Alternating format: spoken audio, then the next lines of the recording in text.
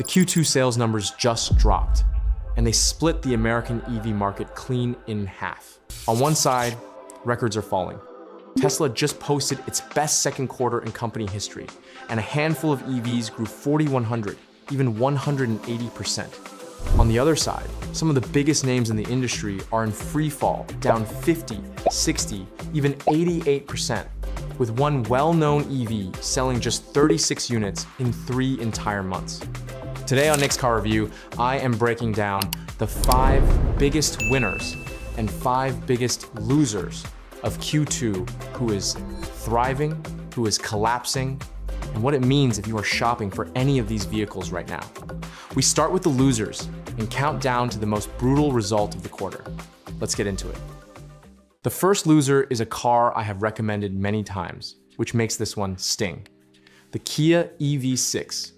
It sold just 2,020 units in Q2, down nearly 37% from the same quarter last year, with barely 4,000 sold across the entire first half. Here is what makes the EV6's slide so strange. Its own sibling is thriving. The 3-row Kia EV9 grew 35% year over year in the same quarter, and Kia's overall EV sales are up on the year. Same brand, same showrooms, same 800-volt technology, opposite outcomes. So what is happening? Part of it is the segment. The EV6 is a sporty crossover competing directly against the Ioniq 5, which shares its platform, costs about the same after Hyundai's price cuts, and offers more interior space. Part of it is attention. Kia's marketing muscle has shifted toward the EV9 and the upcoming EV3, leaving the EV6 stuck in the middle of the lineup without a clear story. None of this makes the EV6 a bad car. It remains one of the best driving EVs under $60,000, with 18-minute fast charging and a 10-year powertrain warranty. And that is exactly why this entry matters. For buyers slow, sellers get big incentives. If you have wanted an EV6, the discounts and lease deals on these are about to get very aggressive. A loser on the sales chart can be a winner in your driveway. Loser number 4 is the biggest name on the losing side of this list. The Ford Mustang Mach-E. 7,032 units in Q2 sounds respectable. It still ranks among the top 5 non-Tesla EVs in America, but the trajectory is the problem. That figure is down more than 30% from the previous quarter and over 46% from the same quarter last year. Ford's total EV sales collapsed 57%, with the discontinued F-150 Lightning down to about 2,400 units from remaining inventory, and the E-Transit van down a staggering 88% to just 293 vans. The Mach-E's issue is not quality, it is age and circumstance. This platform launched back in 2021, and Ford's next generation EVs, including the $30,000 mid-size electric pickup, do not arrive until next year. So the Mach-E is holding Ford's entire electric line alone, without a tax credit, against fresher competition from every direction. An aging product in a value-driven market is a tough hand to play, and the numbers show it. The buyer angle mirrors the EV6. Ford is stacking heavy incentives on the Mach-E to keep it moving, which means the effective prices right now are far below sticker. Up to 320 miles of range, Blue Cruise hands-free driving, and that famous drain plug front cooler at a discount born from desperation. Ford's pain is your leverage. Loser number 3 is the 9,000-pound giant that just took a 9,000-pound fall. The GMC Hummer EV. Sales of the Hummer EV pickup and SUV slid roughly 56% year over year in Q2, part of a brutal quarter across nearly all of GM's electric lineup. The Hummer EV was always a statement vehicle, more than a volume play over 1,000 horsepower, crab walk, 4-wheel steering, a battery pack that weighs as much as an entire compact car. And in a market propped up by a tax credit and cheap money, enough buyers were willing to pay 6 figures for that statement. But this new market is different. With no federal credit, gas prices pushing buyers toward efficiency rather than excess, and GM deliberately cutting EV production to match real demand, the most excessive EV on sale is exactly the kind of vehicle that gets squeezed first. There is also a bigger signal here. The electric truck segment as a whole is in retreat. The F-150 Lightning is discontinued.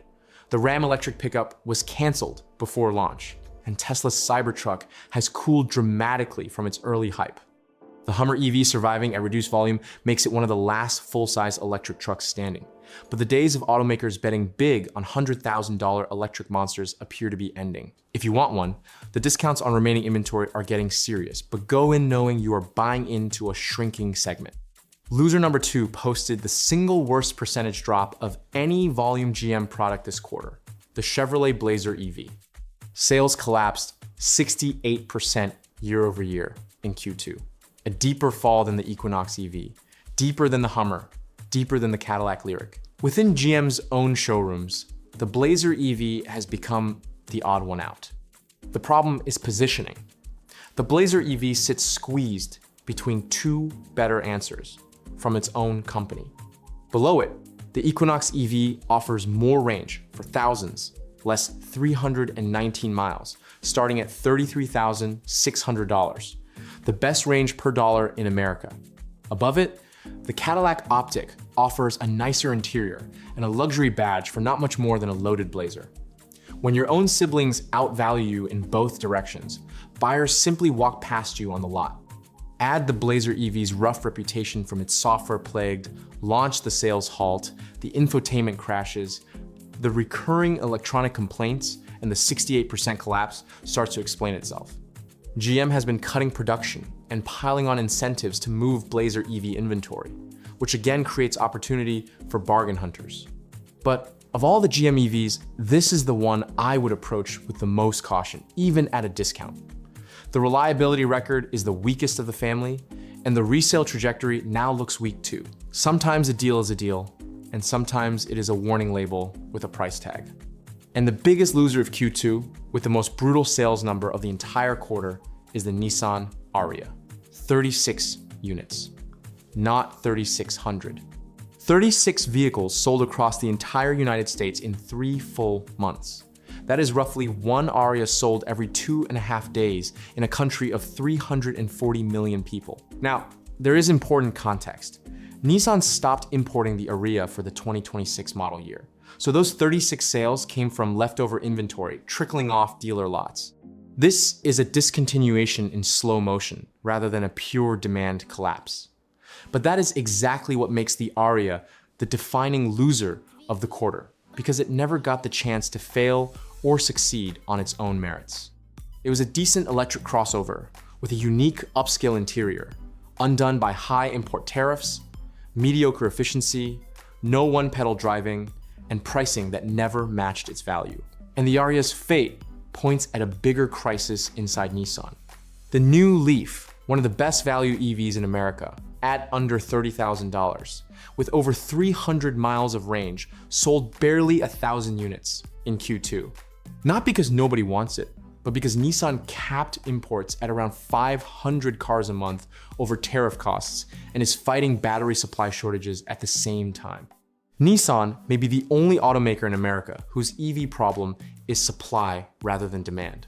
One of their EVs is dead, and the other is being starved. That is how you end up at the bottom of the Q2 scoreboard. Now, for the other side of the market, the winners. The 5 EVs and brands that grew while everyone around them shrank, counting up to the biggest result of the quarter. The first winner is the comeback nobody expected, including me, Lucid. A few weeks ago, I put Lucid at number 1 on my list of EV brands most at risk of going out of business. And the financial concerns behind that are still real. But credit where it is due. Lucid delivered 3,953 vehicles in Q2, up 24% from the previous quarter and about 19% year over year. In a market where legacy giants fell 50 and 60%, the startup everyone counted out grew. The growth is coming from the Gravity SUV ramping up alongside the Air sedan, proving there is real demand for Lucid's engineering when the product reaches customers. And big changes are underway behind the scenes. A new CEO is restructuring the entire leadership team, cutting layers and bringing in executives from major automakers and suppliers. The most important catalyst is still ahead. Production of their higher volume midsize SUV platform is expected to start later this year. The vehicle that could finally take Lucid from niche luxury to real scale. Lucid is not out of danger. The cash burn continues and the economics remain difficult. But 2 straight quarters of growth during an industry collapse is exactly what a turnaround looks like in its early stages. Watch this one closely. Winner number 4 is the family hauler accelerating in both directions at once. The Kia EV9, 4,295 units in Q2, up more than 44% from the first quarter and 35% year over year. While its EV6 sibling landed on the losers list, the EV9 is pulling Kia's entire electric program upward, with the brand's total EV sales up on the year at over 11,000 units. The formula is simple. The EV9 owns a segment with almost no direct competition at its price. 3 real rows of adult usable space, around 300 miles of range, 800-volt charging, bold styling, and Kia's 10-year powertrain warranty, all at a price that undercuts every luxury 3-row EV by tens of thousands of dollars. Aggressive lease deals have pushed it within reach of mainstream families, and those families are responding. The only real threat on the horizon is Hyundai's own Ioniq 9, and as you are about to see, that threat is growing fast. But for now, the EV9 has cemented itself as the value king of 3-row EVs, and the sales curve proves families know it. Winner number 3 is the bright spot inside a dark quarter at General Motors, the Cadillac Optiq. 4,236 units in Q2, up 43% year over year, making it GM's best-selling EV of the entire quarter. Read that again. Not the Equinox EV, not the Blazer. A Cadillac now leads all of General Motors in electric sales. While the rest of GM's EV lineup fell 50 to 70%, the Optiq grew, and that contrast tells you exactly where the market is heading. The Optiq starts around $51,000, delivers roughly 300 miles of range, offers Super Cruise hands-free driving, and wraps it all in an interior that competes directly with BMW and Mercedes at a lower price. Most Optiq buyers are conquest customers defecting from other luxury brands, which is the most valuable kind of growth a legacy automaker can get. The Optiq's rise also carried GM to a strange achievement. Even with brand sales down 60%, GM gained a full point of EV market share and held its number 2 position in the American EV market. When your luxury division becomes your volume engine, the strategy writes itself.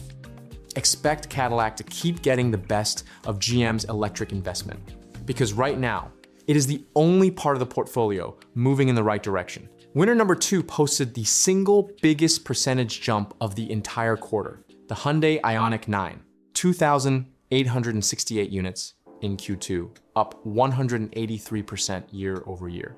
Nearly triple. No other EV in America came close to that growth rate this quarter. The Ioniq 9 is Hyundai's 3-row flagship, and families are discovering exactly what it offers, up to 335 miles of range, from a massive 110 kilowatt-hour battery, more cargo space than any 3-row electric SUV on sale, real adult room in all 3 rows, and charging that adds about 100 miles in under 10 minutes. In real-world testing, owners keep beating the EPA numbers. It is the complete family package, and word is spreading fast, and the Ioniq 9 is not carrying Hyundai alone. The Ioniq 5 grew 4% in Q2 to 10,940 units, making it the best-selling non-Tesla EV in America this quarter, while Hyundai as a whole celebrated an all-time first-half sales record of more than 450,000 vehicles. One sibling owns the affordable crossover Crown, the other is the fastest-growing EV in the country, and the refreshed Ioniq 6 sedan returns later this year. Quarter after quarter, Hyundai keeps proving it is the most complete EV operation outside of Tesla. And the biggest winner of Q2, by a distance that borders on unfair, is the Tesla Model Y. Tesla delivered 480,126 vehicles globally in Q2, the best second quarter in company history. That beat Wall Street expectations by more than 74,000 units, marked the company's first double-digit growth in 2.5 years, and was up 25% from last year and 34% from the previous quarter. 97% of those deliveries were the Model Y and Model 3, with the Model Y remaining the best-selling EV in America by a margin that makes everything else on this list look small. The drivers are clear. Gas prices above $4 a gallon are pushing mainstream buyers toward electric, and the Model Y is where most of them land. The refreshed version answered years of build quality complaints. Europe swung back to growth after a brutal stretch, and Tesla sweetened the pot with 0% financing that carried into this quarter. Tesla even sold down inventory, delivering 28,000 more vehicles than it built. Then, the same week the numbers dropped, Tesla launched the Model Y L in America, a stretched 6-seat version with a usable third row, 325 miles of range, and 89 cubic feet of cargo, starting at $61,990. The best-selling EV on the planet just multiplied into a family-size variant aimed directly at the EV9 and Ioniq 9, the same vehicles climbing this winner's list. The battle for the three-row family is officially on, and Tesla just brought its biggest weapon. Quick honorable mentions before we close. Rivian grew 14%, beat its own guidance, and raised its full-year outlook as R2 deliveries ramp a real turnaround for a brand many had written off. And the Lexus RZ doubled its sales this year, quietly riding Toyota's electric momentum into the luxury space. So what does Q2 teach us? The EV market is no longer rising and falling as one. It has split into winners and losers, and the line between them is sharp. The winners share a formula: the right price, real range, a trusted badge, and a product built to survive without government help. The Ioniq 9, the EV9, the Optiq, and the Model Y all fit it. The losers are aging products, overpriced statements, or victims of their own supply chains. And for you as a buyer, both lists are useful. The winners tell you which vehicles have staying power, and the losers tell you where the desperate discounts live. Just know the difference between a bargain and a warning sign before you sign anything. I'm Nick, this has been Nick's Car Review, and I will see you in the next one.